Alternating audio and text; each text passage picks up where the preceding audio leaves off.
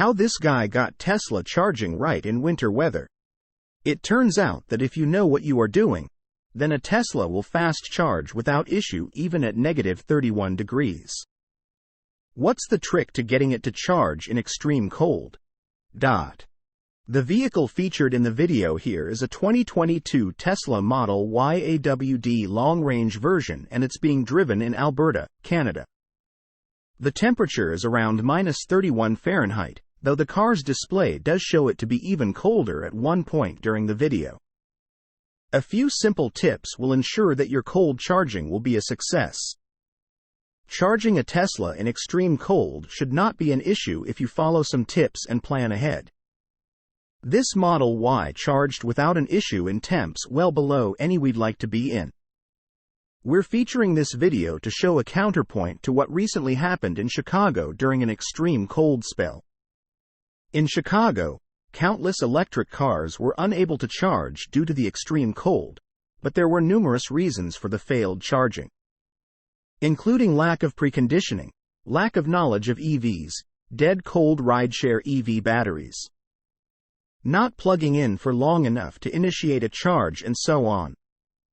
More charging success in the cold here is why Norway hasn't had trouble with winter EV charging. However, this Model Y owner in Canada who rarely uses public chargers shows us how to do it right, even in temps below what was recorded in Chicago. The key is to adequately precondition. The Model Y owner starts the preconditioning process immediately as he heads to a supercharger. Preconditioning attempts to warm the battery enough so that it can accept a charge. It does consume energy though, so you have to make sure you have enough juice in the battery to use this function and still arrive at the charger with some battery capacity in reserve. When he arrived at the supercharger, the battery was warm enough to accept over 100 kilowatts of juice, which is more than enough to charge rather quickly. Wanting to test out other chargers, the owner unplugged his Model Y and headed to a nearby Flow charging station.